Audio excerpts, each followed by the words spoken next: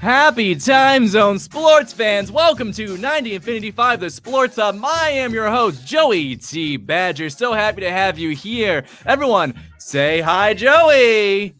Oh, goodness. I'm so happy to see you all. So happy to be here to discuss the happenings around Blaseball. Blaseball is in a bit of siesta, but we have also Blaseball happening. Blaseball is happening. Hello, hi, everyone. Hi. And we click your names. Oh, so happy to have you here and have your attention. We are all love Blaseball, and we are here thanks to Blaseball News Network. Thank you, Blaseball News Network. This is a Blaseball News Network Blaseball update. We're going to be explaining what the heck's happening in the world of Blaseball. We have Coffee Cup, and we have Coffee Cup last week, Coffee Cup coming up next week, and we have Salmon course. That's right. We have Salmon Steve and all his salmon business coach. I have no idea. Audience, I'll be your surrogate on the show. Someone please explain to me and us what the heck this salmon thing's about. But it's not just me.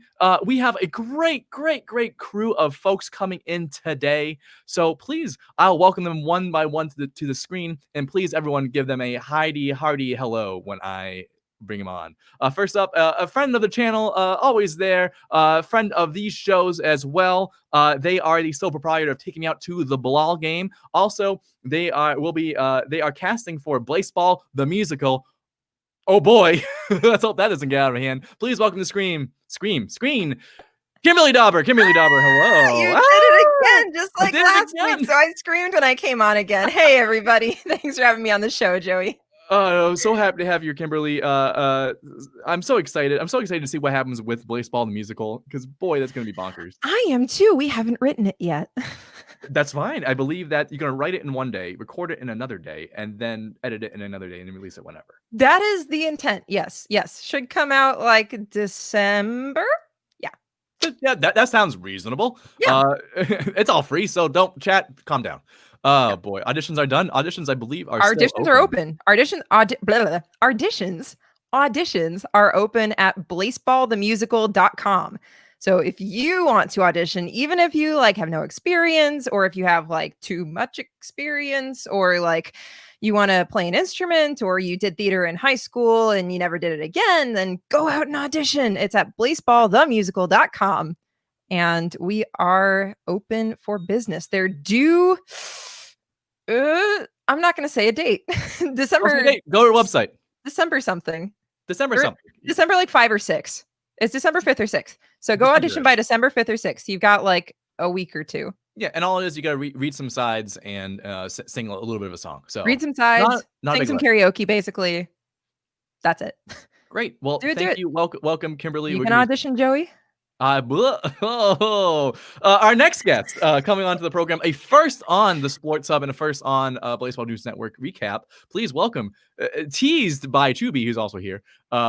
Please welcome to the Scream, Honu. Honu, welcome. Hi. Thanks for having me. Thank you so much for being here. We hear the Twitter in the chat, or the scuttlebutt in the chat. I hear that you are an expert on Salmon course and all things Salmon, Steve. Yeah, I'm here to be your guide to the wonderful world of salmon harvesting models, preferably those from the mid-1990s. Yep, that's what we were talking about.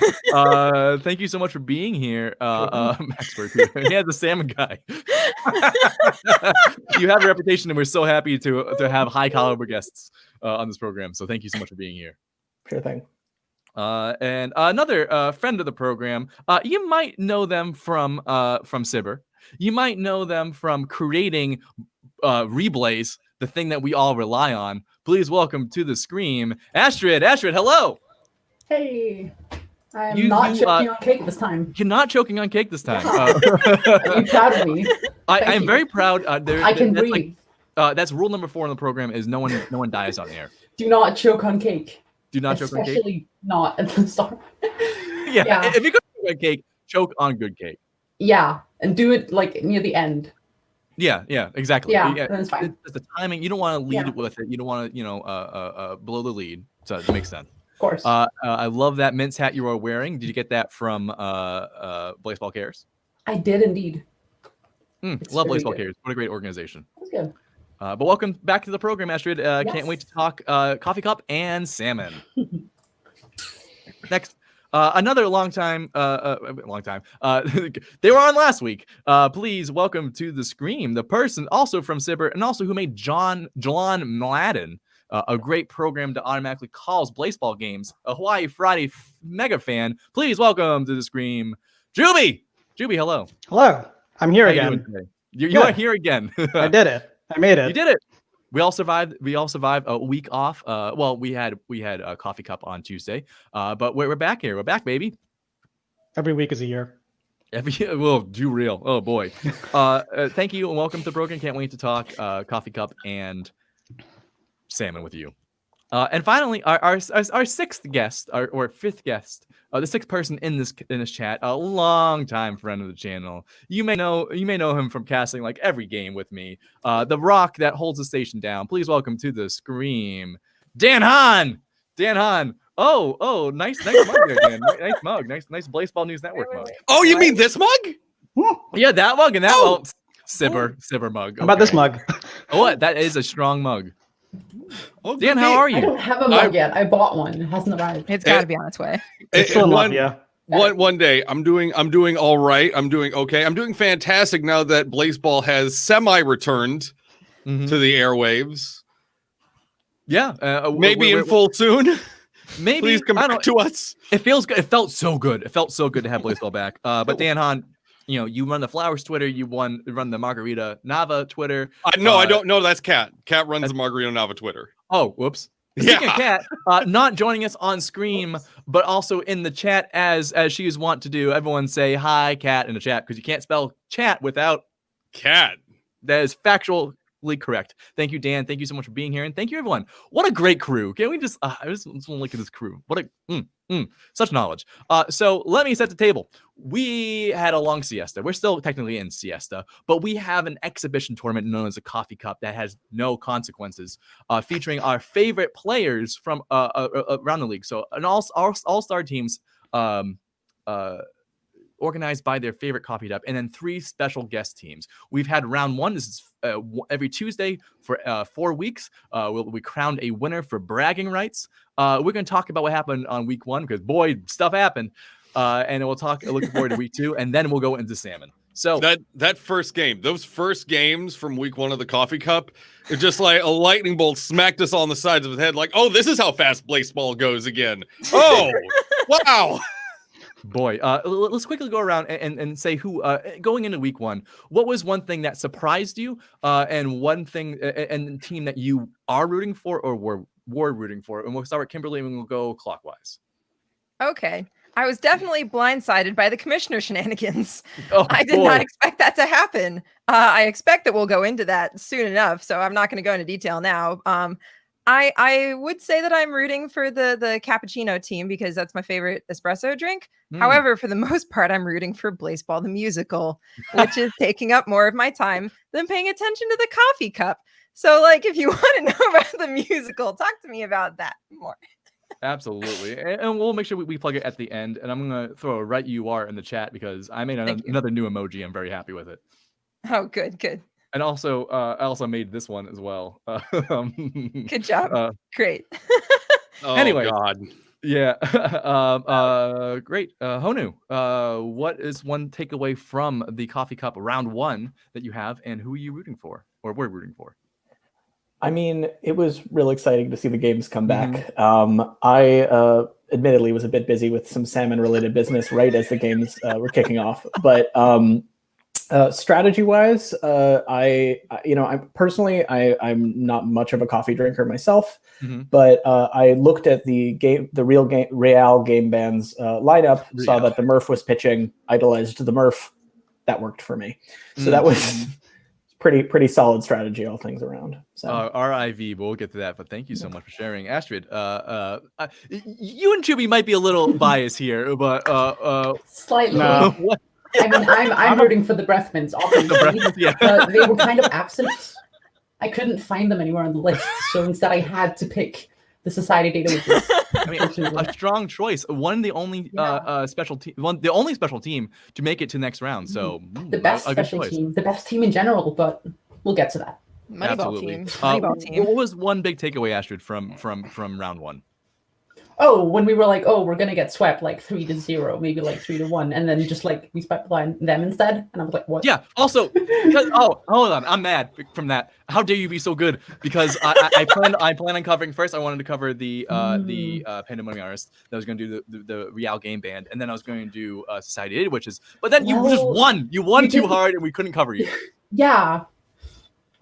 So what was that BNM about being number 16 out of 16 on the rankings? What was that? BNN.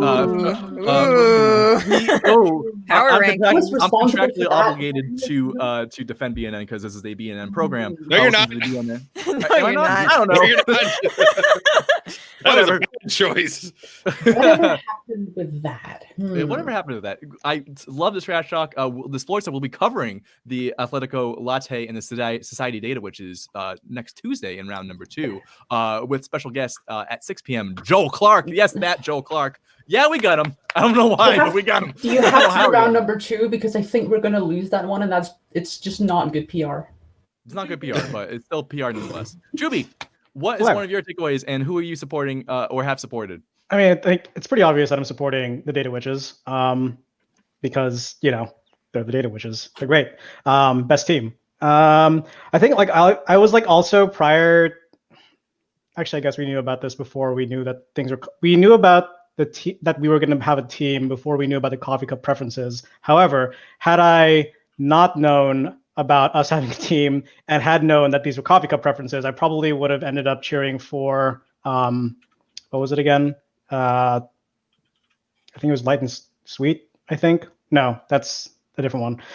One of the teams has James Mora as a batter. We've wanted James Mora on the Fridays to be a batter for a long time, and also had Gabriel Griffith as the leadoff pitcher, and big Hawaii Fridays fan. James Mora is the captain of Cream and Sugar United. Cream and Sugar. There you go. I knew it had a ampersand in there. But whatever happened to the Cream and Sugar? I don't know. I wasn't paying attention. I was watching the Data Witches. Yeah. Cream and Sugar gets swept by the Society Data Witches. So whoops. The fun thing about Sibber in general, and normally we don't have our social media presence doesn't really have allegiances. So we're watching all the games, posting interesting tidbits that happen, retweeting interesting things that happen. But because we did have a team, we completely forwent that and just did not pay attention to the league at all. So I'd say please forgive us, but we don't really care if you forgive us or not. That right you are. Love that. Also, Sakamori, partial cover getting Joel on the show. Yeah, we bullied Joel by sending them just hair. Me getting punchy. Geek button, let's go. So thank you everyone who contributed with that. Finally, Dan Hahn, I think I know your answer, but who are you supporting, and what was one of your eye wide open moments from round number 1 of the conference? So as many people know, big Jacob Haynes fan, just a guy. I'm just a guy. I empathize with him. We're both just follow the straight and narrow there. Normally I like Caffeine. However, in this situation, I'm a huge DeCaff fan because he is the hitting coach on DeCaff. And my favorite point, although I'll go into this here in a bit when we come back around to me, but Jacob Haynes really performed well in this first round of the Coffee Cup, including stealing third successfully. He successfully stole a base and set up an RBI. Just not only the fact that he stole a base is just for those who don't know, we are you can tell by Penn's Flowers fans.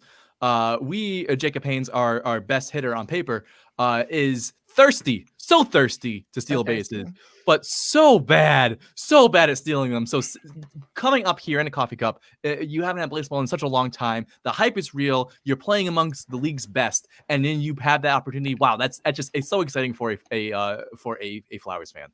Yeah, he's my boy. I was so happy to see that. Not only that, he had multiple home runs. He had multiple home runs throughout the series. A 2-run homer in Game 3. So good. So super stoked to see my boy Jacob doing so well. Huge DeCaff fan. Glad they were able to pull it out in 5 games. They're moving on this coming week. Thank you so much. I think we have a stat in the chat there. Jacob is 17 and 67 career and stolen bases. Yeah. Woof. Woof. Yeah. Oh. Yeah. Yikes. Yikes. I think in the first seasons that we had started recording stuff, Fletcher Yamamoto of the Fridays had got halfway there on like failed stolen bases, and then I believe Blaseball introduced a new stat to stop him from trying to steal so many bases when he was bad at it.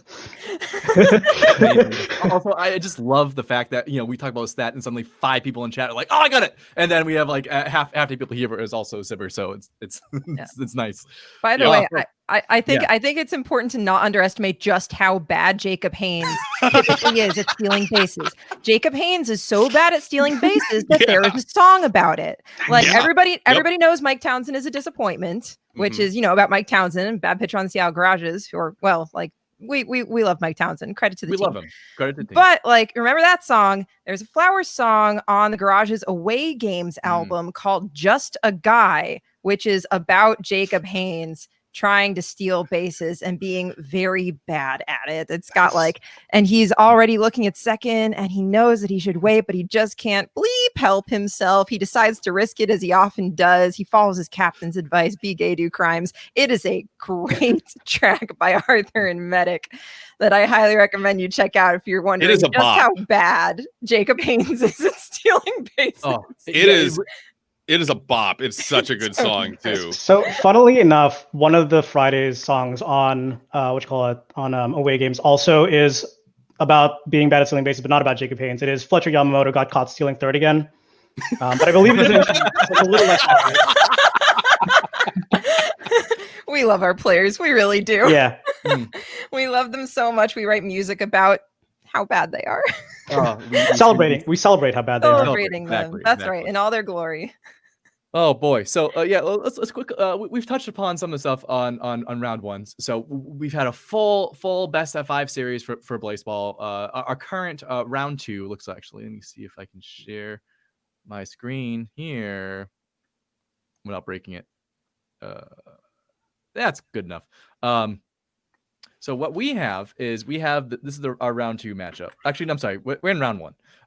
So we have the Atletico Latte beating the Cold Brew. We have Society, which is advancing on to round 2. We have Milk Proxy Society. You can also see my favorites. That's fine. Flat White going on, beating the Pandemonium Artists. Heavy FC beating BC Noir. I would definitely want to touch on BC Noir. Inter Expresso beating Americano Waterworks. Club de Calf, a tight one against the Light and Sweet. And then Macao City winning against the Game Band. So let's talk about BC Noir. Let's talk about this team right here, the team of 2, Liquid Friend and Uncle Plasma. There's 2 of them. There's 2 of them. That's very small for a Blaseball team. Usually there's 14. Sometimes if you're the Unlimited Tacos and you just sacrificed all your pitchers, it's 9 or something like that. But one pitcher makes sense. One batter does not make sense. One batter is rough because suddenly it does. batting themselves in. I'm actually very curious, what, if anything, SIBR thought would happen with BC Noir? Stat-wise. My hope. We've seen this before. My hope, but not. I knew it was going to happen because it's kind of explicitly spelled out that it can't happen. Is if any of you have seen Keeper Cake's explanation of forbidden knowledge in the stats channel, one of the examples that they use is to point out something that you can't explain as forbidden knowledge on the server is, for example, looking at a weather event that we had reverse engineered, found the text for prior to it actually being used. And the example used was shattering weather, where upon a player being shattered would turn into 12 smaller players. And I was really hoping it would be that, but it did not. That would be good. Oh my! That would be so cute. That would be. But imagine it. They'd be all tiny. Yeah. What if the tiny little penguin player got shattered into tinier, littler penguins? But then Gunther has 12 full-size mechas. Yes. just up on the Gunther's. I would be terrified in a trench coat. Mm-hmm. Oh boy, love that. So unfortunately, their 2-person team did not do well at all. They get swept by the Heavy FC foghorn noise. Insert here. Which is We did not get to unfortunate. see what it did. Was that Astrid? Oh, we didn't get to see what the modifier the players had did. Oh, the hard boiled. Would also like to clarify, Sivir does not know what that does either, and it's also bugging us a lot. I think we asked directly and they just didn't tell us. Yeah, we asked directly and they just sidestepped and answered all our other questions. Except a couple of Except that one, and then did not acknowledge that we asked those questions. Is Sibber, I have to ask, is Sibber uncomfortable with not knowing things? Yes. Oh, definitely. no, they made a whole society to be like, oh, we don't understand the mechanics behind this. We got to find out everything and dig up everything and derive the stars. Yeah, of course they're uncomfortable. Well, let me boil something down real quick for everyone. It is unfortunate that the 2-person team did not move forward because I'm pretty sure people made a load of coins off of pitching from them, much like the pitching machine in Pitching Machine's first season. Yeah. That's a lot of coins. If you joined late, then I just mentioned the Snackerfice. The pitching machine was the game band's response to the Snackerfice. The unlimited tacos had 0 pitchers, no pitchers. They were all in peanut shells. None of them could pitch. We were all like, "What's going to happen?" Suddenly, the pitching machine appeared, and Commissioner Parker McMillan III tweeted, "Oh, you found the pitching machine." and then a pitching machine pitched all season. And since there was only one pitcher, if you idolized that pitcher, they pitched every single game. So you got a lot of coins. Oh boy, did we! What a bunch of shenanigans! Pitching machine, still here, still around in this tournament. I'm not sure if they're still pitching. But speaking of that, something very similar happened. Speaking of losing all of your pitchers, let's talk about the Real game band. Honu, did you have a chance between your salmon research? Did you have a chance to check out any of those games? To be honest, I was juggling a lot, so I'm here. Really, if a question involves the word salmon, yes. We'll get there. Ichthyology, it's. So, Honu, for the highest quality salmon that you can get in the United States in the mid 90s, late 90s, where would you go? No salmon course yet. No. So there's 5 major species you need. We'll get there. We'll get there in about 15-20 minutes, but we'll have our salmon course.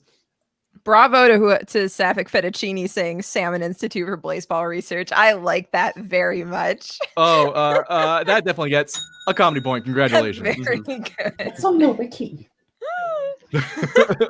Love that. So let's talk about the Real game band, folks. The Real game band based off of the game band.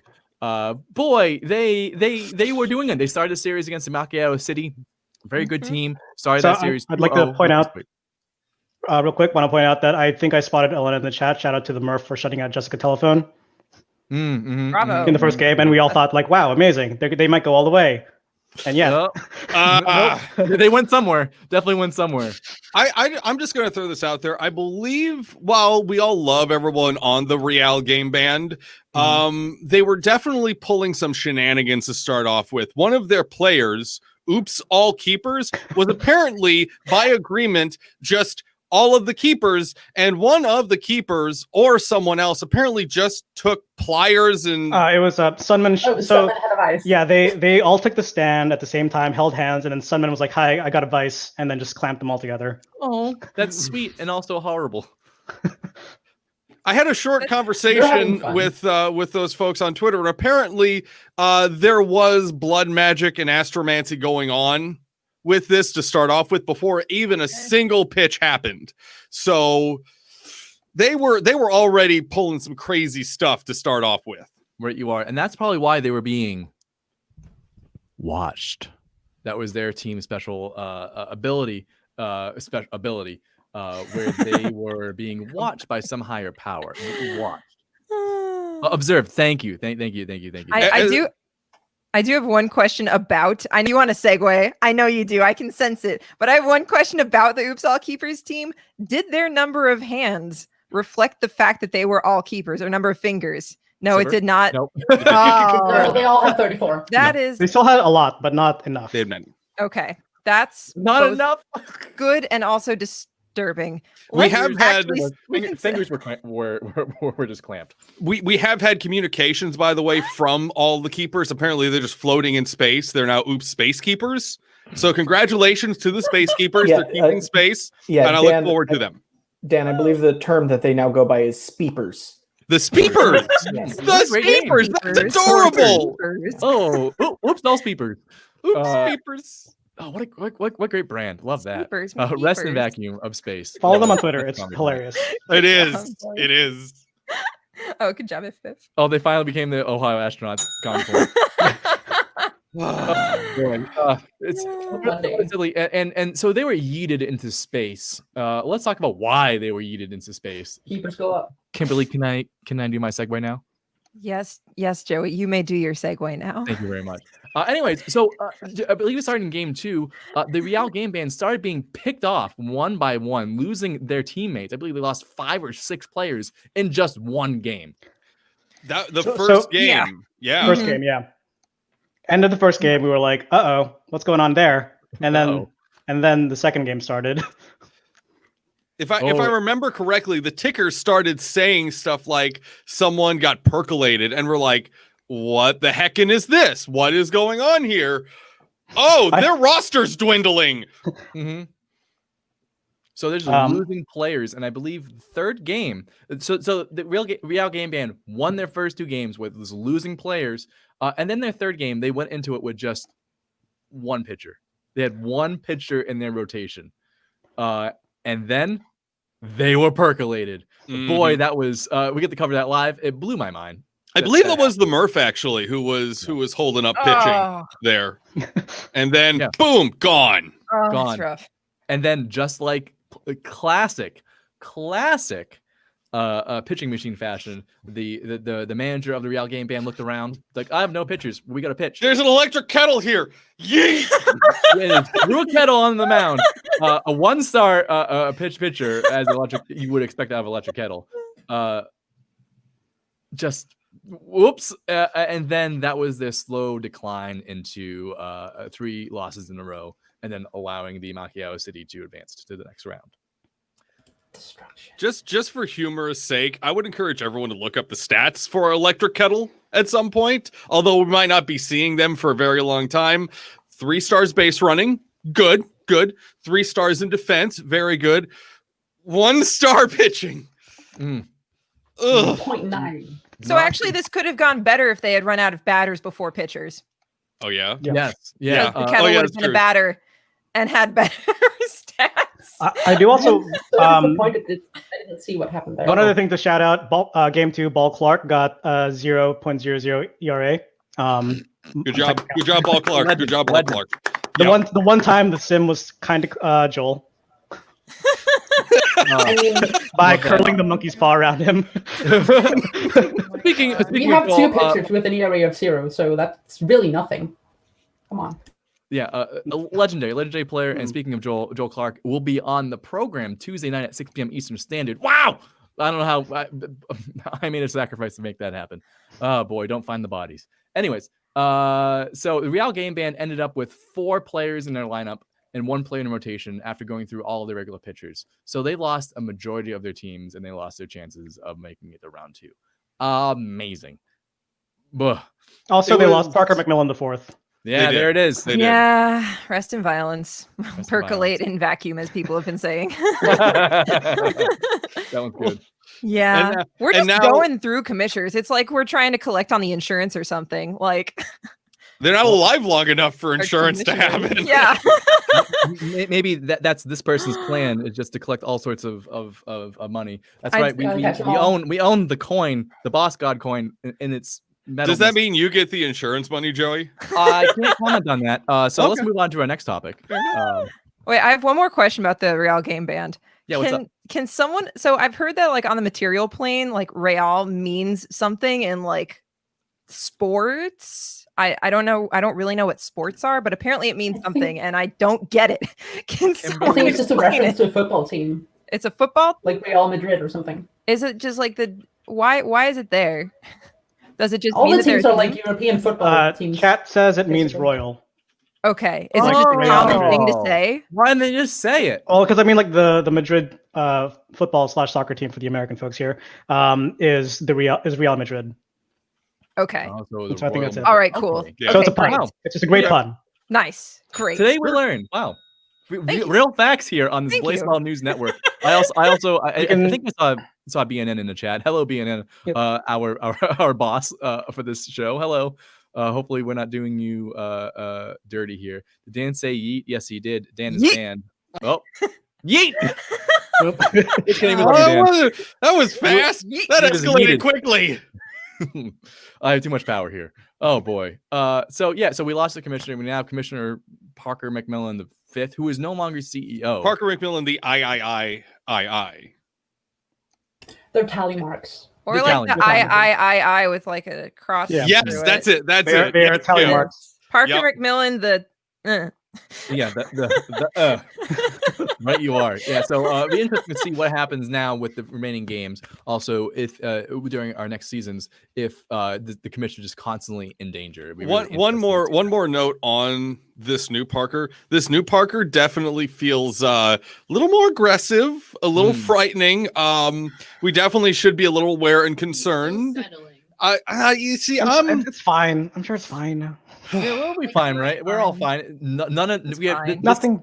This tournament has no lasting impacts, right? That's what we were promised. The best interaction I've seen from the new Parker is definitely hello with Oops All Keepers. Highly recommend you catch the full series of the back and forth there, because it got pretty in depth. Really.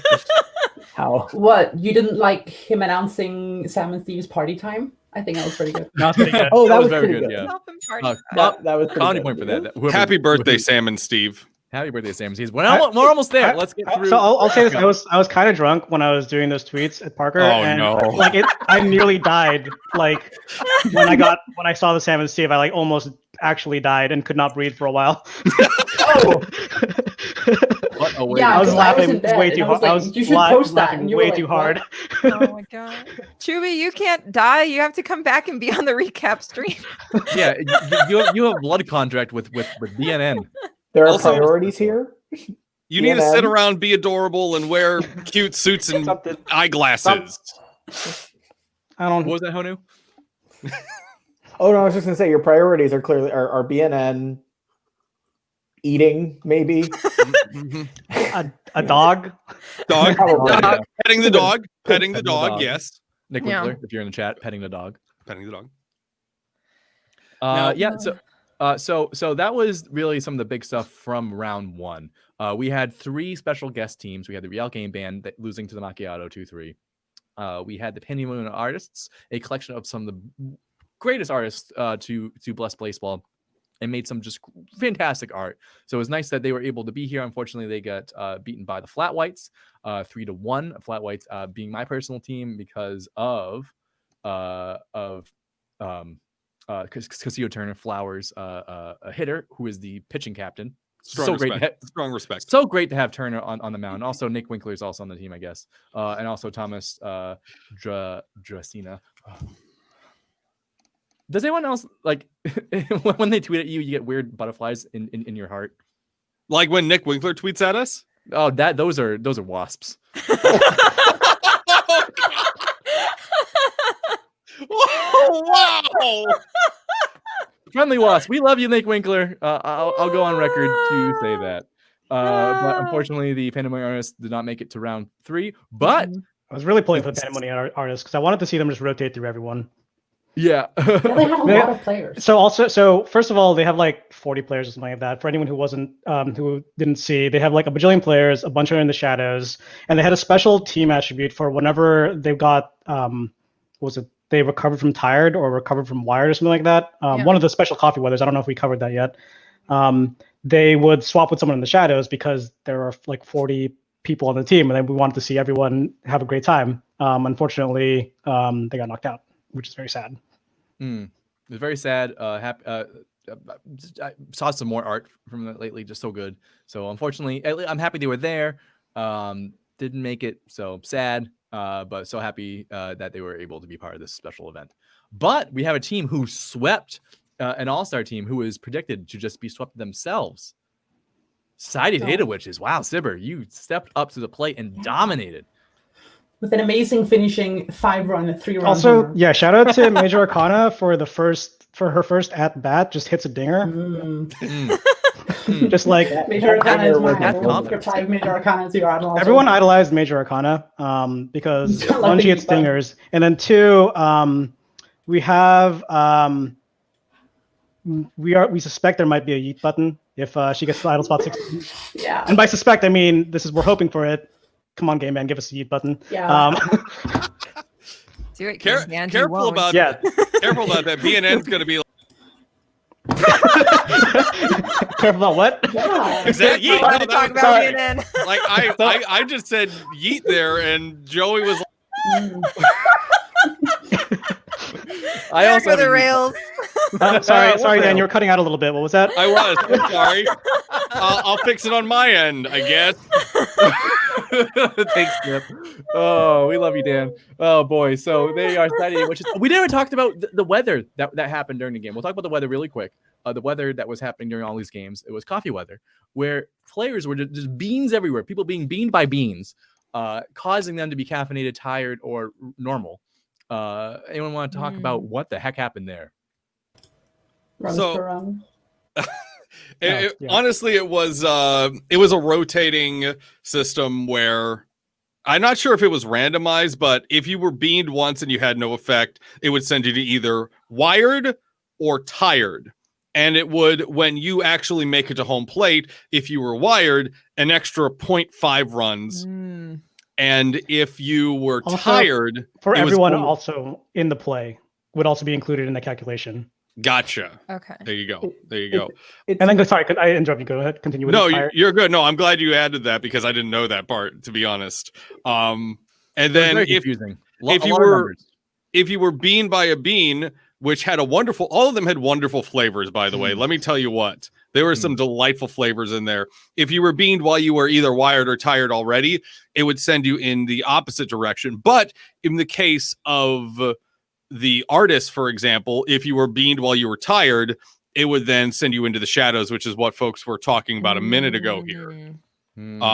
I don't know the other effects. I don't remember the other effects off the top of my head. Honestly, just those are a lot of effects. So, so as Ashley kind of mentioned a little bit earlier, like we being the Society Data Witches, we're losing the third game pretty handily, honestly, until like the final 2 innings or so. And I think it was Batista Oatmilk or it was Major Arcana who hit a 3-run home run that added up to 5 points. I think it was Beans Free Blaze that hit it. Oh, okay. But Those two, I think, were on 16 base. was on I think base at least. those two were Yeah. like involved in the play. Yeah, it was bonkers, and there was a double that scored like four runs. It was amazing. It was just it was great, especially after the shenanigans of Sun 2 and Black Hole. Boy, it was nice just to see the numbers go up and not loop around. Joey, it's important to note the underlying data maxim underneath Blaseball, which is that all statistics eventually converge on unit lists, meaning runs per run, wins per win, etc. So it was important that we eventually got runs per run as Get it as out an of opportunity the way. You know, Yeah. Exactly. Yeah. I'm We still did waiting get on it like last players per season. player. Oh wait, no, we've already got players per player yeah, keepers. because Esme Ramsey is haunted. I think Oh God. Haunted, repeating, and also the whatever happened with BC Noir. It was just we have a lot of fun statistics. So- that keeps Sibber employed. there was I can't remember. I think it might have been from like inside the Blaseball stream. I don't actually think I don't feel like no one like really should pick this apart. But like I think it was either Joel or Steven was mentioning them workshopping some mechanics, and like one of them said like, but we couldn't do that because we had not broken down the concept of scoring yet. And like I don't actually know if anyone's actually discussed what they mean by that besides the obvious thing of Sun 2 and runs per Wins run. are physical objects. but Yeah. losses are not. But yeah, like the exact word phrasing was, we have not broken down that concept yet. I made an Yeah. assumption because Blaseball itself is very anti-capitalism. I believe it's best to take something like that at face value and simply assume they want to detach the concept of scoring runs from winning a Blaseball game. They want it because right now you must score runs in order to win a game. It's really a 1-2 scenario. They want to Well, try and chop that. Astrid, hold on. Yeah. Sibber disagrees. No, fine. No, please, by all means. I think we season had a 7 double or 8, we had when everyone had targeted shame. There was a double shutout wherein one team won -1 to -2, and both pitchers threw shutouts. Fair enough. That's true. Yeah.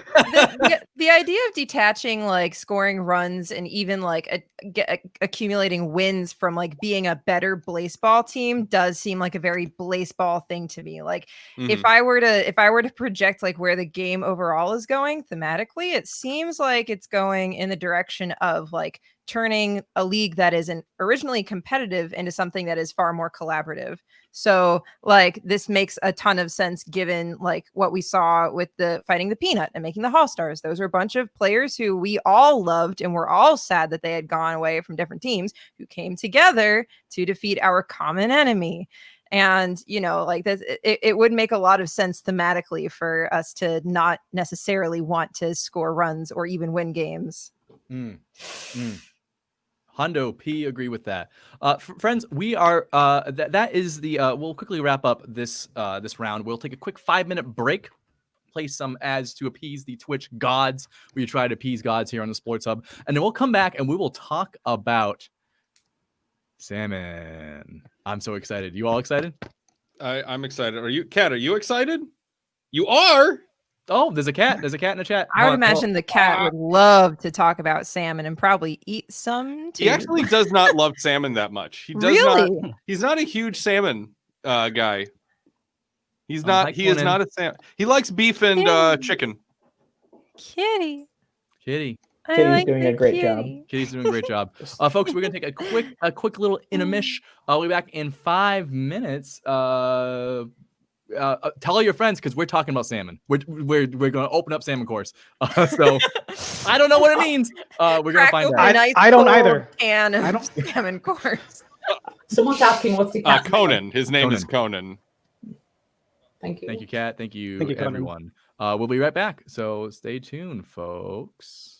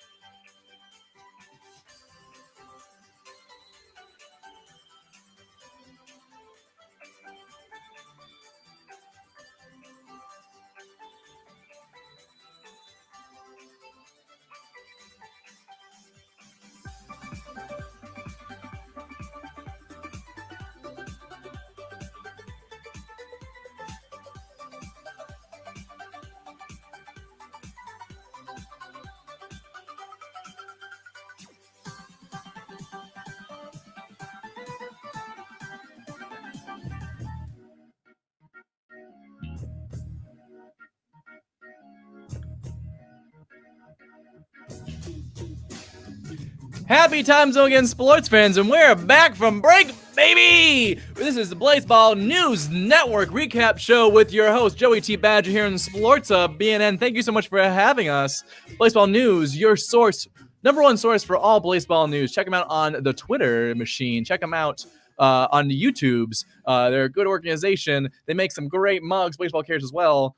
Check out Blaseball News Network. Oh boy, I'm just gonna just yeet everyone back into the stream. So welcome back, everyone. Yeet. Yeet. What's the reverse of a yeet? Everyone's in different order now. I love it. That's what a yeet is. Kobe for accuracy, yeet for distance. You're on like different places now. Yeah, I'm confused. Yeah. I'm scared. Well, do you want to go? Okay, fine. I can I'll barely put see everyone back. now. Oh wait. All right. Is this happy? Do you have no? This was No. Yep. Yes. okay. Hello. Okay, good. This is now like Kimberly. How was your break? My break was great. Why do you ask? This is what I always do. This is the bit that I do from live theater. I always My ask break- the audience. My break was pretty good. I'm a Blaseball in the sky with a microphone, so I touched up my my human my human suit that I have. So Is that like Lucy in the Sky with Diamonds? yeah, Almost it's exactly like Lucy in the Sky with Diamonds, except it's Blaseball in the sky with Blaseball in the sky with a microphone. Do. Yeah. Also, insert plug here for Blaseball Musical. Honu, how was your break? Break was good. I made sure this little guy wasn't falling off the dresser, so that was the most important thing that had happened. So, Ashford, how was your break? What break? Scooby, how was your break? I did stuff, and then Nice. I came back. Perfect. You Yeah, braked well. I Dan, took a how was your break. break? My break was exceptionally green. Thank you for asking. Thank you, Green. Oh wow, great job, everyone. We did it. We answered questions well. Also, tell your friends, everyone. Tell your friends. We're talking salmon. We're about to talk salmon. We got an expert here. We have Honu, who skipped the coffee cup for salmon, for all of our benefits, for Salmon Steve party time. Things are happening, folks. So get your friends in here because we're talking salmon. And I made this video. I didn't have a chance to see it, so it might be really loud. I cannot vet the quality of this video, so get ready.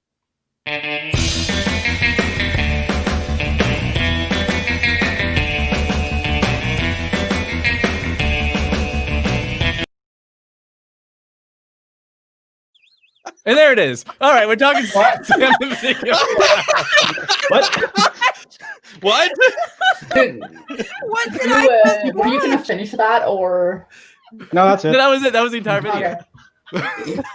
I'm sorry. Do you want to see it again?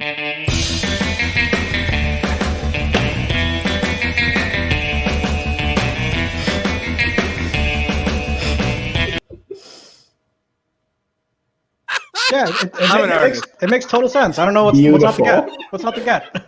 Hold on a second. I just want everyone to hear this. Kat is losing her you know what. Oh, what's that? Again? No, don't do it.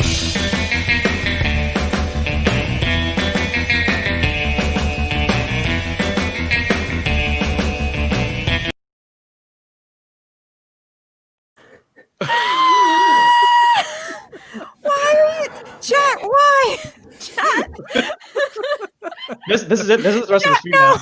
Yeah, it's just that video. that video Salmon are possibly punchy. explains more than anything I could about what's going on. So You see, I'm actually not so sure about that because no. we've had unconfirmed reports that you may not be a turtle. Is that true? Honu, is that true? I'd rather not address. I think we should focus on the salmon. Okay, yeah. Turtles focus on salmon. Let's focus on the issues. Okay, I have no idea. That video is what's happening in my mind. Is fish just swinging around being confused because I don't understand. Honu, can you please set up what the heck is salmon course? What is this whole salmon thing? Can you please help us out, please, Honu, please help. Absolutely, Joey. In summary, if I can do that, Salmon Course is yet another excellent example of the Blaseball community taking a joke, running with it, and then continuing running with it well past the finish line, like they break through the tape, and then they just keep going, and no one's really sure if they should tell them that the course ended like a mile back. Yeah, that's accurate. But then we found another marathon to run. Oh yeah. It kept going. It's hard to pick exactly where you want to start this, but I think the most the 90s is a good answer. But really, it starts before that. Like we can go back to the 19th century in some cases. Oh boy! Yeah, let's do that. Yeah, do it. Definitely do it. Yes. Right, you want it in perfect chronological order? Here it goes. Yeah. Well, actually, I found video from the early 1900s.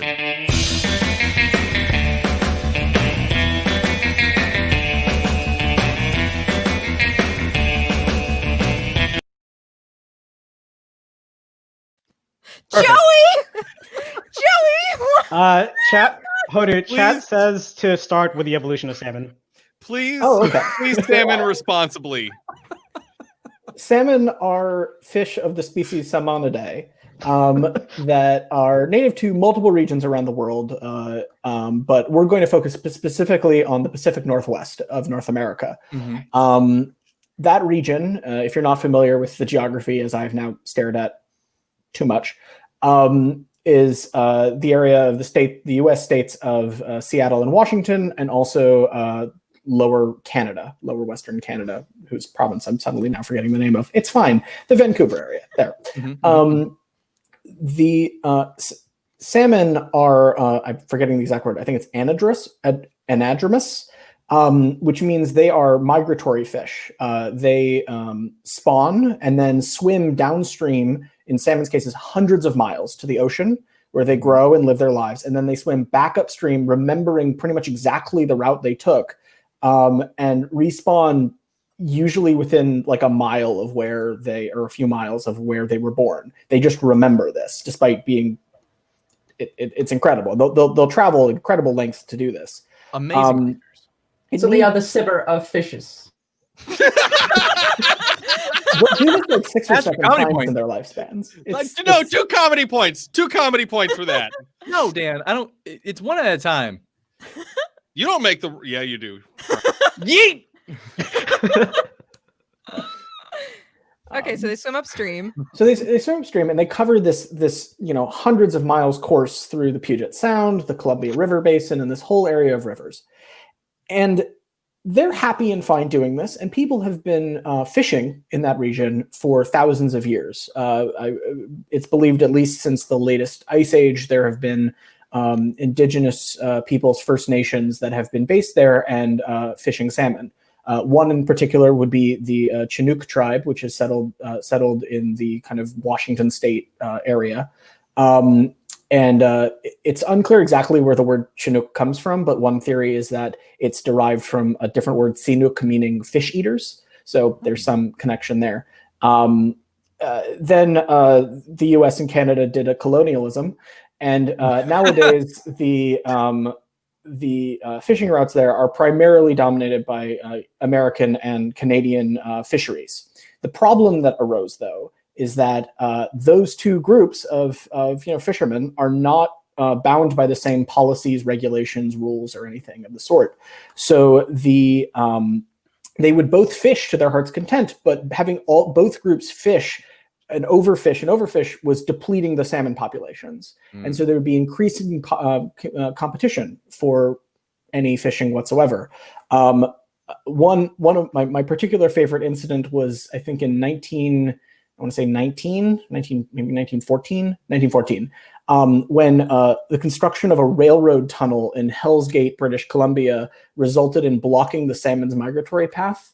And it created an international salmon crisis. Whoa. Because fishermen in both countries could not get their catch. Talk about a hype train. Yeah. I just want to point out the international salmon crisis of Hell's Gate is 100% a Blaseball thing. Mm-hmm. That is it right there. I want an international salmon crisis team from Hell's Gate right now. Right now. It was fun digging into this, just realizing, like, yes, you can Blaseballify most of this. Blaseball, baby. And we have if we fast forward a bit to the 1980s, there is an international effort between the United States and Canada to kind of standardize who gets to fish how much and when, because the fish, the stocks of salmon are in different parts of their migration at different times, and they want to make sure that everyone can fish as much as they need, but the there's the logo. But they can also allow the salmon populations to recover after decades of overfishing. And so the Pacific Salmon Committee is tasked with creating the rules for this, but it turns out that there's actually quite a bit of math involved. You have to take into account, the rates. Some fisheries are going to overfish, the rates at which they do it. It's all interdependent. There's differential equations involved. People have multiple PhDs in this. I don't.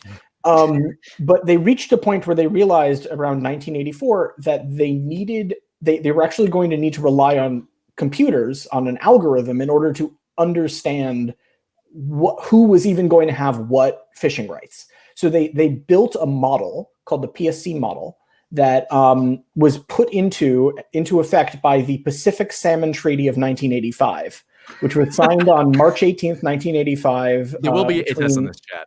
Between President Ronald Reagan and and Canadian Prime Minister, I'm forgetting his name. He's Irish, though. The summit was called the Shamrock Summit because they both have Irish heritage, and it was right around St. Patrick's Day. But anyway, they signed this thing, and then the Pacific Salmon Committee uses this model to basically set everyone's fishing rights there on forward, and they keep building this model. It gets more and more complicated. And the problem was, a lot of people wanted to be able to use this model to do their own predictions and such, right? It was just this black box. The committee would just tell them, here were your policies, and no one understood what was going on. So in 1989, the Bonneville Power Administration, who were responsible for the dams along the Columbia River, gave a grant to the University of Washington's School of Fisheries, the first fisheries school in the United States, to build a user-friendly version of this model. And so from that, Professor Jim Anderson founded the Columbia Basin Research Group, and the Columbia River Salmon Passage model, or crisp harvest model, was born. We're getting to it. Oh, we're getting to the important part. Boy. Crisp harvest, as I will refer to it. Crisp harvest was built by a team of, like, a bunch of people ended up working on it over the while, but it was built by a team of people over multiple years, and was made available to native tribes in the area, fisheries. Bonneville Power Administration needed it for, actually it was quite important for them in particular. When you run dams, one of the things you do is you have spillovers. You release water from above and allow it into below. But when you drop that water into the water, the water into itself lower down, it churns the water and introduces a lot of nitrogen, which can be fatal to all of the fish. It's like divers getting the bends. So it's actually really important that the BPA and other groups have access to the information of, like, where will the salmon be and all sorts of stuff, so they don't kill the local supply. This model was very important for making that possible. And versions of it are still in use today. I'm still trying to get in contact with the director at the National Marine Fisheries Service to learn more about that. I'm sorry, what? Well, the National Marine Fisheries Service. It's, you know how we like commit to bits? You know how we like commit to bits? Yes. This is Konu's version of committing to bits. I'm sorry. Was there any other questions you had? That's the history of this model. I think that covers it. I can go if you want. No, you're about to get to the most important part. I want you to go, but go on. You're getting to the most important part, and I want you to, because we're about to wrap in Blaseball into this. Yeah. This model was built over several versions, and we're also 85 people now. Salmon talk. We're peaking people right now. Love salmon. All your people love salmon. It's like, whatever, coffee cup. Yeah, I'm on 60, but now, like, salmon. Oh boy, we're here now. We're here for this. In version 3 of the model, which was built in 96, 97, from my understanding of it, version the third. the designers of the program decided that they wanted to make it configurable, right? It handles all of these different parameters and all these different fisheries. So they created all these new file formats to like handle, oh, well, this data will be for how the salmon stock move around, and this will be for, what the fisheries do each year. And they, for reasons we don't entirely understand, decided to give all of them their own file extensions. Hold on, Honu. Are we about to tie in this with? It's starting to come together. Okay, hold on.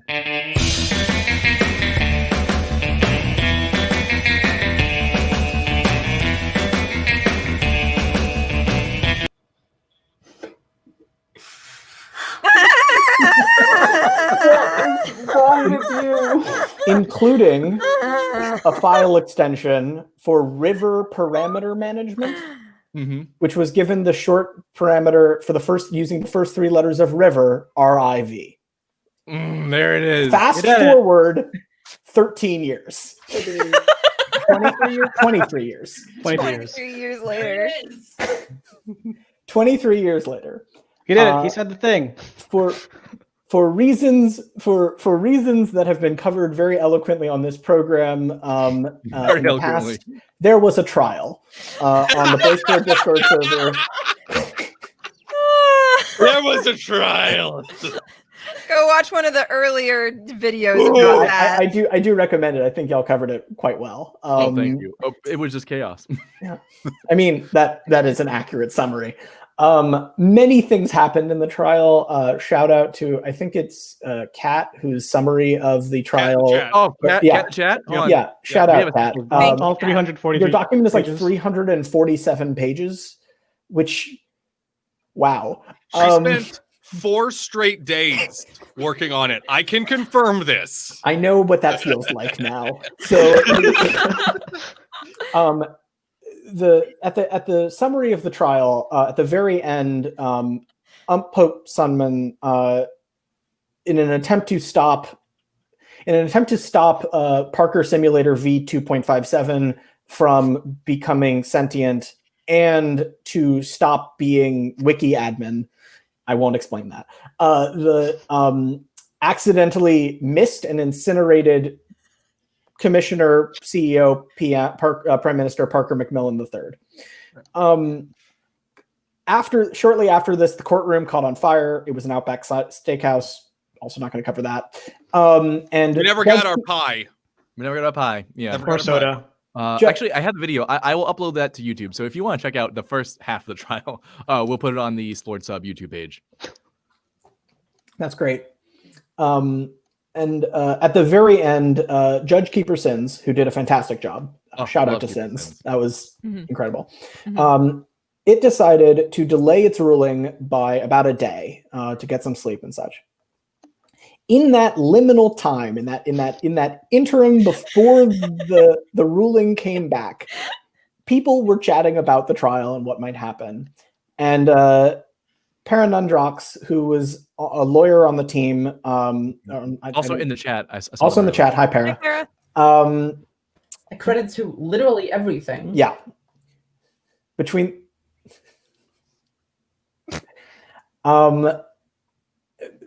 Para made a joke that, if Sins is going to put up its ruling, it should use, a good file format. It should be, Parker memoriam ruling.pdf.final.doc.zip, right? And so this led to some harmless jokes about what file format would be good for a trial ruling that is also a last will and testament of a Blaseball commissioner, that kind of stuff. And then came about the joke that set this all in motion, which was Parker memorial ruling.riv. RIV being a reference to rest in violence, laundry violence, incinerated in season 3, day 110. And hold on, do you know that off the top of your head, or is this written down? I have looked at this a lot, sir. Honu wrote the article that is on salmon.cyber.dev. I believe this is what we call a cry for help, Joey. Yeah. Hold on. There's only one way I know how to help.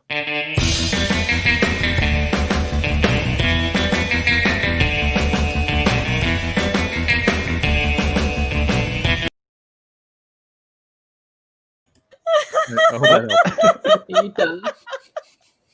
You are not helping, sir. Chat loves it. Well, I guess the chat loves it. Die. Please, Hono, continue. Para makes a reference to the .riv file extension. Max in the chat harmlessly Googles .riv. And in the intervening 23 years since Crisp Harvest v 3.0.6 was uploaded to the University of Washington's website, it had been scraped and passed around in various link aggregation services to be formally announced as the official program for running .riv. I don't know if anyone's noticed this, but salmon are funny. Like, just they are. So, Just inherently so. it's just known. I don't need to cite. Oh, wait! It's great. It's great. I don't need to cite prior sources on that. It's not an issue. So the people began to dig into this. There were, I think, like 2 hours or so of salmon jokes that followed. Max proceeded to they succeeded in grabbing this file off of the University of Washington Columbia Basin Research CBR, which is pronounced Sibber, I think. What? We didn't know that at the time. There are no coincidences. Sieber. It's pronounced CIBR. Yeah. There are more, don't worry. And managed to get a version of Windows 95 running so that they could install this program and then unpack it and then repackage it to run on a modern machine. Did you say Windows 95? Windows 95. If I check if you allow me a moment, if I check quickly Harvard the system requirements, you do need an IBM compatible computer with 8 megabytes of RAM if you can find it. Oh, it's so many though. I don't know if I can do that.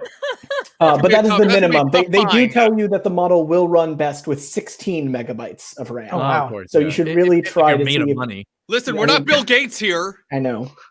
64 kilobytes should be enough for anybody. But the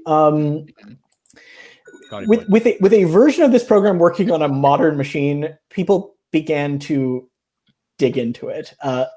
Sibber took up the cause, flooded one of the Blaseball channels. Chuba, thank you for making our own channel for us, because you now have a category. We now have a category. It's spreading, and now with a logo, we'll just take over the server. It's inevitable. But for now, we got a salmon channel and began to dig into the program. Max is posting in chat the exact details of how they got it to work, in case anyone needs to know that. Yeah. That's good. Thank you, Max. I would not have figured that out. So you were the key to unlocking this program for the modern era. Also, quick question: who did the logo revamp for it?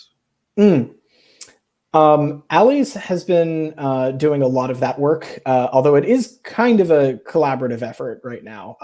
If you check Sibber Discord channel, like our organization and PR chat channel is just half logos. Oh yeah, Salmon, of course, has its own PR division. Yeah, of course they do. Salmon PR, it's important. Yeah. All right. We decided now that we could get this program running and we could see all of these configuration files and we could load the manual, which is like 100 pages long thereabouts, and goes into excruciating detail about all sorts of things. Although unfortunately is incomplete. The manual has 4 chapters. But there is a reference in the introduction to a mysterious chapter 5, which promises to link you to over 350 salmon resources. What? This is like the forbidden book. Has this been found? We have not found chapter 5. Yet. Professor Anderson has not gotten back to me yet about whether or not he can locate it in CBR's archives. You need like a librarian. Yeah. Yeah. If we get $20,000 a month for Game Ban, they'll release chapter 5 of this book. sign up. They've been holding it the whole time. The Chris Harvest expansion project. Yeah. So broadly, no one knew exactly what we were going to do with this, but somebody decided we should definitely make Crisp Harvest do Blaseball somehow, whatever that meant. The first, I think, real piece after people started to understand kind of how these file formats worked, and how these things would fit together. We started digging into replacing the map. Which if you visit the Crisp website, I don't know if anyone has a link to the Crisp Harvest website. If anyone has a link, you can also share your screen, and I can throw it on the screen as well. So someone go. I will keep playing the video in loop until someone brings it up.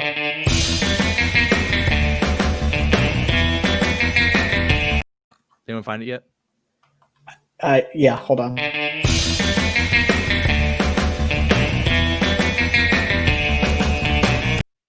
Okay, how about now? Quick, someone put it up, please. That should. Oh, I see it. Okay, great. You're lucky. Here we go. Well, I'm just going to grab it straight out of my write-up. But yeah, this is a kind of a picture of what you get when you load Crisp Harvest. Adorable interface at all. It is missing a few of the features in this view. You'll see those in a moment. But things I want to point out is that this is a map of the Pacific Northwest coastline, and you see some rivers and such. We decided we really wanted this to show Blaseball. And so I spent last weekend figuring out how to convince a bunch of Wikimedia vector files of the maps of North America, Japan, and Hawaii to be reconstructed and retransmogrified into the latitude and longitude coordinates understood by this program. Specifically, this box, until very recently, we weren't able to change the zoom of this beyond the Pacific Northwest. So what we had to do is we had to squish North America, Japan, and Hawaii all into the Pacific Northwest. If I scroll up, you can see the effect here. This poor program now thinks this is the shape of the Pacific Northwest. I mean, it is. In a sense. Yeah. It does include it. I mean, if you see in the upper left, but we are from the Pacific Northwest. Yeah, if you new motto. If you plug in the latitude and longitude it's displaying, like that's just, somewhere near Vancouver. Thank you. You could just ask someone for the vice. Yes. So we got it to display a map, and those are the locations of all of the teams to first order. There's Halifax should have the Moist Talkers on it. They are there. If you resize the window, they appear, but they don't appear by default. Sorry, Moist Talkers. Sorry, Moist Talkers. At one point, you did take a vacation up to Alaska because I swapped parameter, but other than that, it's good. There's a whole bunch of good screenshots of me attempting to get this map data to look right. At one point, it accidentally mapped flipped upside down over Kazakhstan, which wasn't right. I mean, it could be right. You don't know what's not right. So Steven last night on stream mentioned that the immaterial plane has another side. Ooh. So side? Wow. Ooh. Oh boy. Yeah. And there's also I just love how like all the locations are boats. Yeah. Oh yeah, they're fisheries. I mean, that's what we ultimately decided on. That obviously every team, even the ones in the Breckenridge Jazz Hens, need to have fisheries near them. Probably those are the accurate rivers of North America, by the way, and Japan. It was just in the data, so we ported it in. But after we got that working, while that was happening, other people were digging into the executable itself. Joel Clark's here. Hey, Joel. Oh, hi, Joel. What's up? We don't know where Hades is, but we can tell you where Hellsmith is. Yeah, we could put the Tigers at Hell's Gate, British Columbia. That would I'd be okay with that. Oh, we definitely. But right now they're in Hell, Michigan. That's where they're hanging out for the moment. And I haven't figured out how to draw the circles of Hades into the into an inset map yet, but we'll get there. Yeah, we're working on it. Listen, one salmon step at a time. Exactly. Yeah. So Hi, Joel. While that was happening and all the map stuff was happening, Other people, including Edgar Ware, Ubuntu, Glenn Barron, others, were digging into the executable itself, because even though it was all compiled and such, I don't know how to do this. They still managed to like pull out various data files from it. And there was, the stuff you'd expect, the little salmon icon, the little fishery icon and such. And then, can I share my screen again for a second? Yeah. Oh, I got you. Yeah. And then Edgar Ware found 1234.bmp. 1234.bmp. My goodness. This is a 40 by 54 pixel bitmap image buried deep within the executable. We found Steve! We found Steve!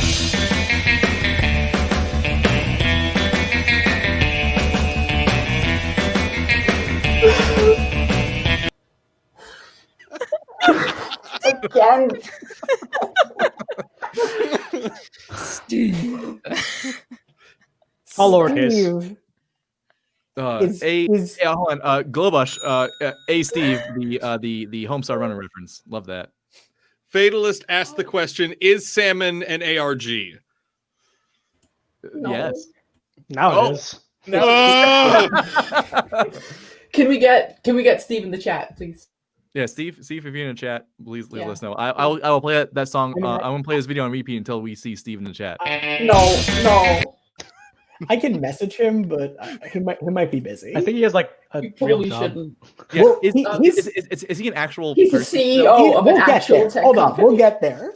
Right, Sorry, I'm that part of the story here. Spoilers. We'll get there. I'm very excited. I'm very excitable, as you all know. It's totally fine. I really want to put us in the mindset though of this image just kind of falls out of this 23-year-old 25-year-old salmon software, and we have no idea who this is. We start looking Steve, into obviously. who Steve might be. I send an email to Professor Jim Anderson, research professor at the University of Washington School of Fisheries, who has run this research group forever. And he's like, "Oh yeah, it might be this one guy named Steve who used to work in my lab, but a whole bunch of people have worked here. It's been 25 years. How did you find this? The usual questions." I emailed that Steve, and he gets back to me right away. That's not me. I don't know who that is. What? That doesn't look like anyone I worked with at CBR. What? Oh no! I wish I had the X-Files theme. A ghost in the machine. Yeah, Ay. all I have is this. Oh yeah, that's a good point. When you're emailing academics and such, and you need to tell them, "Hi, we're Sibber, and we're a bunch of Blaseball fans who found your salmon software that's used for very serious academic purposes. Can you please answer questions about it?" It's really important to enter that conversation nicely, because from my experience anyway, most professors have a crackpots folder in their Outlook, and so they will just drag and drop the emails in there, and you will never get an answer. So hold on, Para. Sibber is a research organization. Exactly. I think I phrased it as we are a small data science community centered around a fantasy sport league who happened to stumble upon this program, and one thing led to another. Good branding with some strong. Yeah. Strong I also branding. sent it. Another I is sent the it from new my old motto of college email Blaseball. because I figured a .edu might get through the spam filters a little more easily. And you were right. Is this Yeah, it worked. networking? This is networking. It's 100% networking. So Steve, this Steve we first found, no idea who this is, does not know. We are stuck. We're reading through other stuff, start sending emails to other people. I am a little worried that we're now bothering the greater salmon research community with our little quest. But Game ban will protect us. It's fine. No, they won't. No, they'll feed us to the gods in a heartbeat. At about the same time, Professor Anderson replies, and actually the former tech lead on Crisp Harvest both get back to me almost at the exact same time, being like, "Oh no, we know who Steve is. You should go email this guy, Steve Yu. I'm going to call him because I don't know if he wants me to use his full name." Thank you for that. That's nice, thoughtful. Yeah. So I email Steve and say, "Hi, is this you?" Image. Hello, is this you? Hello, Steve! Exclamation mark. And, one little piece I forgot to mention. Between when we first started researching this, we also discovered that not only is this image embedded, it actually appears. It's an Easter egg. If you zoom way in on original Crisp Harvest on Seattle, it's just hiding in Seattle somewhere. Oh boy! So I was sending these emails, and I was like, we found this, and people are like, what? So we email Steve, and Steve gets back to me in like 25 minutes, maybe. Yes. Hi, Honu. That's me. When I helped build Crisp Harvest, and he goes on, and I'm like, oh no. You hit the jackpot. Yeah. You're waiting for this. You're a dog who caught the car. He is exactly. He is also the only person out of the many people I emailed to also ask, what are you using this for? I'm very curious. Also, this was the first round of the Blaseball games, no? And so now I have to explain Blaseball to someone who researched, as a junior programmer, helped build a user interface for 25-year-old salmon harvesting software, and has later gone on to become the CEO of his own tech company. So I'm emailing that guy at his work email, explaining Blaseball and why Blaseball now cares about. Please invite him to this program. I mean, I can email him, but I don't. Please, yes. We gotta get Steve on Take Me Out to the Ball Game podcast, for sure. We have him on Discord. Everybody wants to talk to Steve. He may well go for it.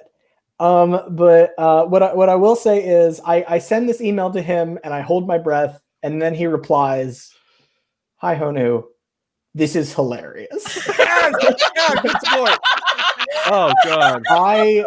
I sent him, if you've seen Quinn's video for explaining Blaseball, the Blaseball explainer, that's like, why is Blaseball blowing up on the internet? I sent that to him. It's like, I watched the whole thing. It was hilarious. It seems like you're clicking around some things. You're doing great work. This is really cool.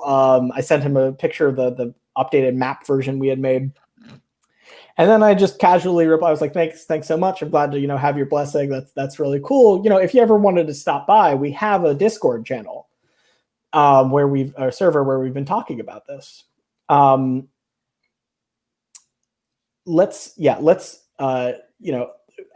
really do not want to overwhelm Steve on this. Just to be clear from noticing the chat. But yeah, we're hanging out in the Sibber Salmon channel, and Salmon Steve shows up.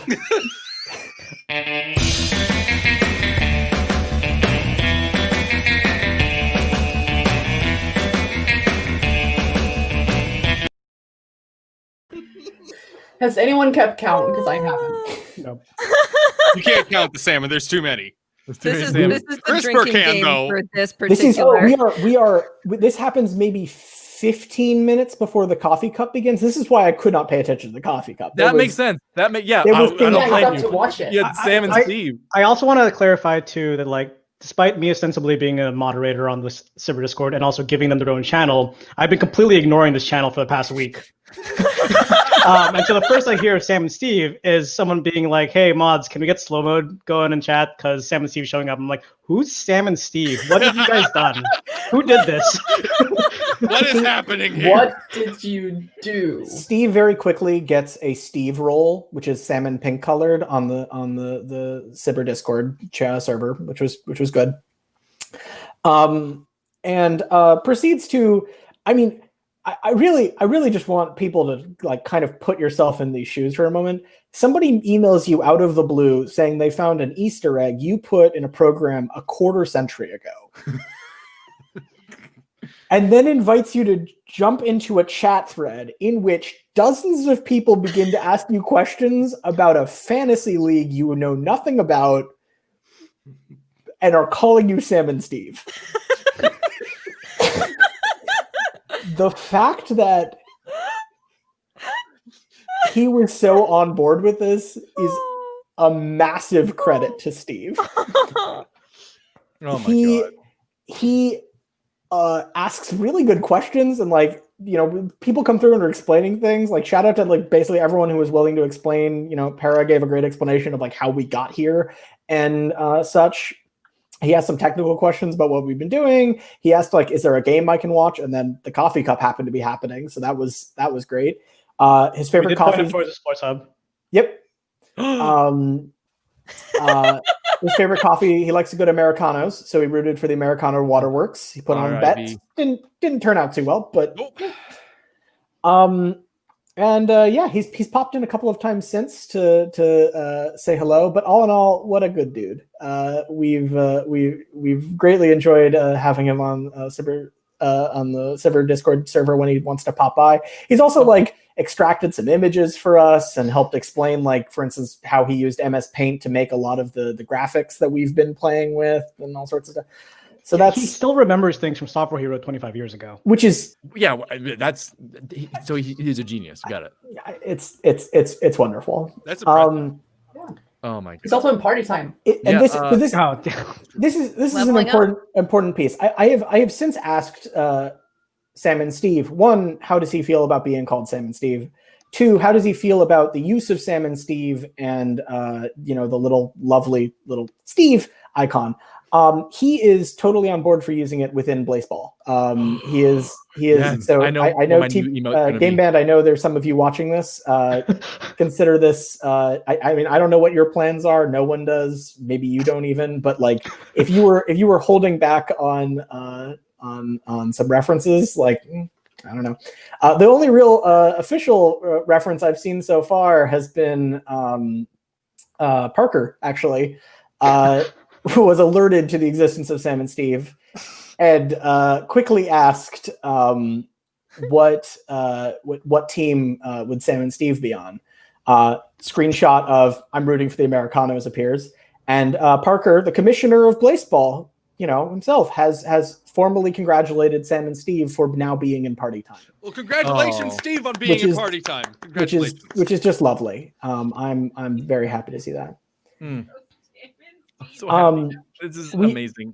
Invite him to the program. He's welcome anytime he wants. Next Sunday, if he's available next Sunday, please. Yeah. Or if he wants to call a game, that'd be great. So, can you ask him how his color commentary is? I can. Just a couple questions, because you did mention a few things in passing during your story. So first off, you mentioned that Salmon Steve does now run a small business of their own. Do they feel comfortable mentioning what business this is? I mean, I feel like that's kind of in the same vein as the name. I think he's okay with it, but I am trying to err on the side of caution. Sure, so, better safe than sorry. Yeah.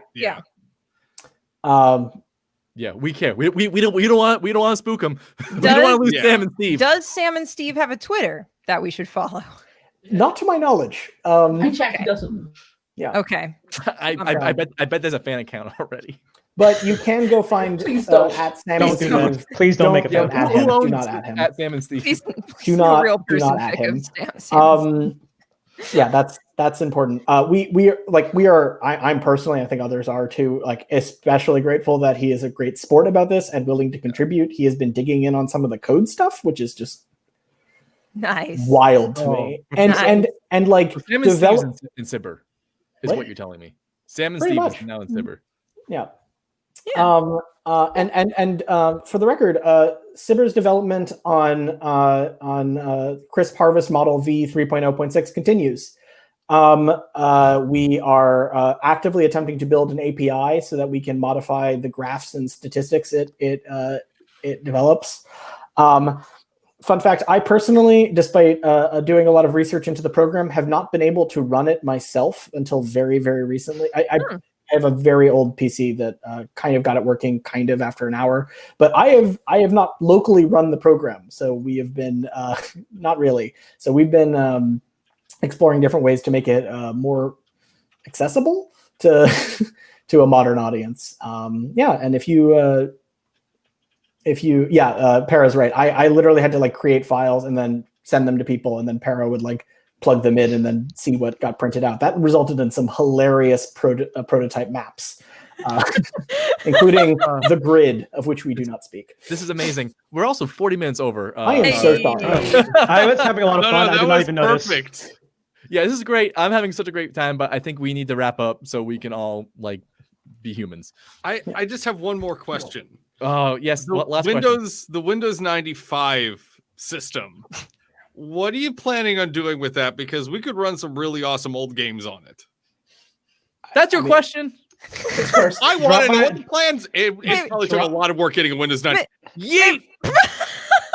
I was going to say take it offline, but Dan, feel free to drop by the Cyber Discord and poke and ask around. There we go. There's the answer. There's a plug. Honu, add me as a friend on Discord, please. I am at the Sports Hub. Will do. But oh my God, Honu, just amazing. I had no idea. I had no idea this was going to happen. I was like, oh, we're talking about some salmon stuff. We get everything. We learned about salmon. We learned about the history of Canada and America. We brought this some is like guy. the entire lecture. It's the whole lecture. Yeah, but it was a good one. In this chat. Yes, everyone, please. A lot of thank you, Honu, in the chat because that was amazing. We even summoned Joel Clark. I'd like always be plugging. I'd like a little bit of credit. Oh yeah. For getting on the show. No, hold on. Let's take that a step further. Actually, Kimberly doesn't get credit for putting me on the show. Kimberly gets credit for putting me into Blaseball in the first place. Ooh. Kimberly and I are old friends, and I saw a plug for her podcast about something, and so I spent like 2 weeks listening to Take Me Out to the Ball game, which is excellent, but I had never been to the Blaseball website or to the Discord or anything, so I just spent 2 weeks listening to the sacrifice happen and all sorts of stuff without really knowing what any of it was, and it was great. Which is a way to get into Blaseball. It was a choice. Kimberly, chat says you get a domino. I get a domino. In the big. Oh my gosh, thanks. Oh, a domino. Yeah. Oh, that's cute. In another life on the material plane, Honu and I went to college together, and I remembered Honu was really good at telling stories then, and figured that was probably still true. And then Honu texted me, "Hey, I'm doing things with salmon," and I was like, "Joey, put Honu on the show." Yeah, it was great. Thank you so much. I really appreciate that because boy, this blew up to something that was amazing and unexpected. And now Honu will get Sam and Steve on our program. Thank you very much, folks. Thank you so much for tuning into this Blaseball News Network recap, where we talked about the coffee cup and we talked about Sam and Steve and what. I have trouble summarizing it, but let me play a video.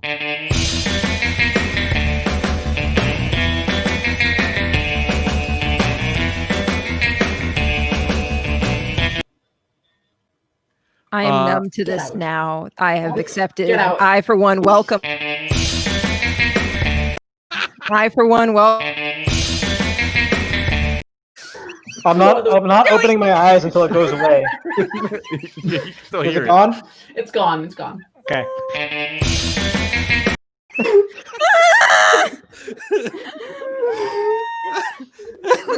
Thank you so much. We're gonna go on really quick, do some plugs, and we'll talk about our next show. We'll go counterclockwise. Honu, anything you want to plug? Yeah, I just want to say, stay tuned on this. We're doing a lot more, not just with the program, but we're also trying to kind of get some fundraiser stuff together. Fingers crossed. So keep your eyes out for that. It's all sorts of the list of side projects is just immense. So stay tuned. Stay tuned. The name Cyber Monday has been rent free in my mind for about 2 days now. Sipper Monday. Monday. I love it. Look for that. Honu, thank you so much. This was absolutely a blast. Amazing. You did such a great job. I'm so happy. Oh, Kimberly Dauber. Hey, that's me. I've got a podcast. It's called Take Me Out to the Blall Game. You can find it on your favorite podcatcher as Take Me Out to the Blall Game, like the song, which is about the sport that we all love. I've also, or you can go to blaseballpodcast.com, or you can find me on Twitter at blaseballpod. I've also, my other project, I'm limiting myself, is Blaseball the Musical. Tentatively subtitled Blaseball the Musical. Oh no. That is the correct title. It's just correct. Yeah, no. That might stick. It's a working title for now, but it might stick. So if you want to check that out, we've got auditions that are open right now until December 5th or 6th, something like that. So you've got like a week or two to go. They are at blaseballthemusical.com. That's blaseballthemusical.com. And we're also on Twitter. URL. We're also on Twitter at Blaseball Muse. So go follow us there. And there might be some sort of collision happening between these two projects soon. So stay tuned. I make no promises ever. So because I am smarter than that. It's a threat. Kimberly, thank you so much for appearing today. That's my stuff. Dishing out your wisdom, getting Honu on the program, and for doing all these cool projects. Dan Hahn, hello. Hi, people can follow me at twitter.com/Leto, Leto on there. Also, people can find me on Twitch at twitch.tv/Rob and Dan. Humble brag, Joey and I were on a charity event last Monday morning. So good. And you know what? We raised $900 for St. Jude Play Live and the kids over there. It was 4 hours. It was 4 hours of me cooking random meals from the Boston Flowers concessions menu. And Joey brought Blaseball into the event, and it became a mainstay of the rest of the event. Like, people are still shouting numbers go up to the end of it. All I had to do was, I really wanted blood in veins to be the chant for the children, but I'll take numbers go up. Dan, thank you. Thank you for your channel for putting on the program, for inviting us, for really organizing it, for being part of the greater event. I don't think you got enough credit and accolades for doing that because of you. It's you because you that raised $900. So thank you, Dan. Thank you. It was mostly you. I just yelled. I just had to yell. And you cook yummy foods. It was a great time. Thank you again for having me. Also just a great channel. Rob and Dan, a great thing if you're working on like a Eastern Standard schedule. It's great just to listen to while you work. Thank you. And also, Dan, do you have another thing you wanted to plug after this? Oh yeah. So on Twitter, I caught wind of Elena Murphy, the Murph. Gonna be streaming some Mass Effect here later today. I try to get a time on that, but the Fatalist in chat, make sure you follow the Fatalist here on Twitch. Right there, the Fatalist. Yeah. Start your chat now. Yo, Murph, says Joel A. Clark. Start your stream now and we can rate it. Yeah, start your stream now. Let's rate it. I have 76 people who are, I'm sure, excited to do that. It's 2 p.m. 2 p.m. what? We're Eastern Standard, baby. PST. Oh, PST? Well, that's like in a couple minutes. Yeah. Go now. Go. Go after the other plug. Joey, if you need a holdover for 12 minutes of both salmon, we can do that. I have it covered. 12 minutes. We also have non-salmon facts, actually. Ooh. Just in case. I can tell you false facts for a while. Ooh. False facts. I think Honu forgot that non-salmon facts exist. Also, Dan Hahn will So did I. Dan Hahn will be broadcasting 7 p.m. Eastern Standard on Tuesday for the Coffee Cup. Again, happy to have Dan in the booth there. We'll be calling likely, depending if the game goes to, it will go to 3. Yeah. We're calling Society Data, which is and Cream and Sugar United. Actually, I'm sorry. There we go. Not that one. No, you did. Atletico. Atletico Latte and Society Data, which is we call it live on the Sports Hub. Speaking of, we'll also have Joel Clark for Game 2, 6 p.m. Eastern Standard. Oh boy! Oh, I'm so excited. Dan, anything else you want to plug before we go on to? I have taken up more than enough time. Let's send it over to Sibber. Jimmy. Hi, that's me. So you can follow me at twitter.com/Chube, CH00BEH. You can also follow me on Twitch at the same tag. I run, as Joey mentioned about 2 hours ago. I have a robot that calls the games that I care about, because I want to be able to like do things around my house while the game plays instead of watching my computer screen. So you can watch that there. Ladin will be calling the Society Data Witches for however long we're in the game, and then once that is done, we'll switch over to calling. Sakimori came up with an algorithm to call the most interesting game, and we'll just choose a game if my favorite team is not playing. Nice. So you can follow me on those 2 places. A couple other plugs. Honey mentioned that there is a API that the Salmon folks are working on, and so as we just sent out a Patreon post thank you for any patrons in the chat, and we on Sivir are offering community hosting for any. Now that we've used your Patreon money to buy a server, we are offering community hosting for any web projects, such as the Salmon API. That might be our first like community guinea pig. Beta tester for this project. So feel free to stop by there, drop by the Sivir Discord to either chat about community projects if you want to host, or just to say hi, or to talk about Salmon, et cetera, et cetera. Or other things. Yeah, we're like, there's this weird veneer I feel like people have of us of like being like super serious about like Blaseball stuff, and like it's mostly heck posting. It's using data to make really funny tech posts. It's great. I'm so here for it. I love it. Thank you for all your work, you and Sivir's work. Thank you for all the good plugs. Ashton. Yeah, I'm gonna say mostly the same thing. Great. Join the Sivir Discord and watch us at, I think it's 2 p.m. PC on Tuesday, where we sweep the latte. Yeah. 3-0, of course. Right. We're gonna win. Yeah, totally. Great. Thank you so much. Thank you again for everyone tuning in. This was amazing. You have been listening to this Blaseball News Network recap show, hosted by the Sports Hub. Thank you again. Thank you everyone in the chat for playing along, for great tips, for great information. Thank you, Dan, for the. We'll host that soon. We'll be going over to do some. Oh, we love Sports Hub. Oh, Joe Clark. Oh no, there's a rule here. You're not allowed to make me cry. How dare you? How dare you? No. Before Joey can close us out, Joey is doing a great job. Joey is doing a great job. Yeet. We're both fantastic. Yeet. Joel is doing a great job. Joel is doing a great job. And Joey doing a great job. There's a lot of Joes going on, and my brain's crossed wires, but also Joey is doing one too. You know what I have to say to that? Yeet.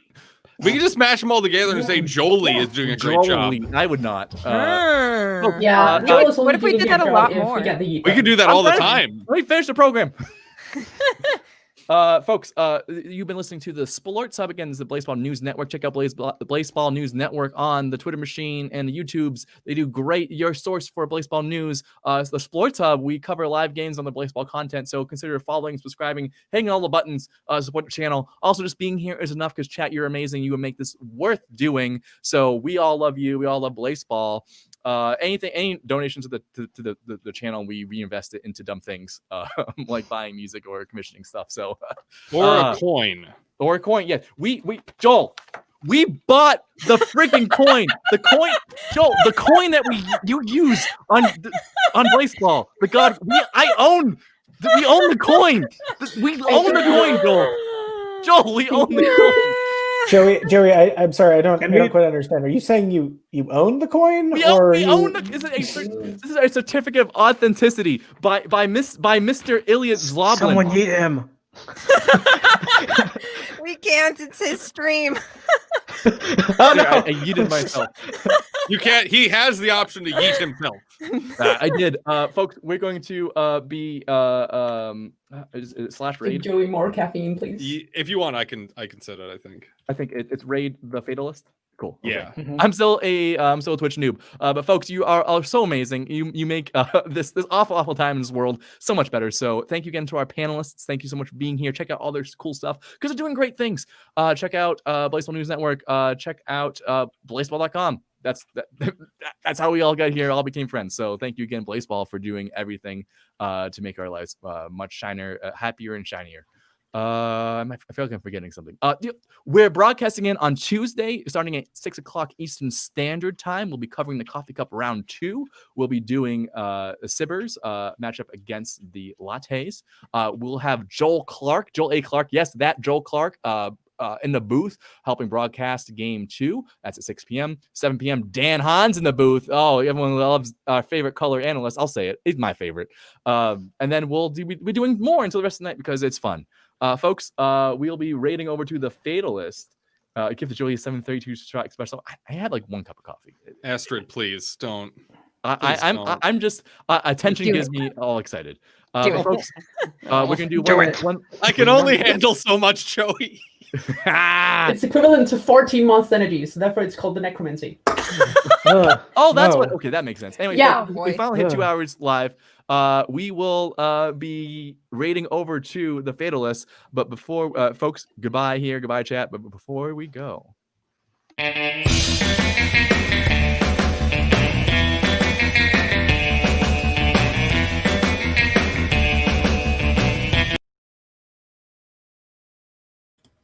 I have to wait 6 seconds to rate. That was mistimed. Well, there's only one thing to do, I guess. Oh boy! Someone say something.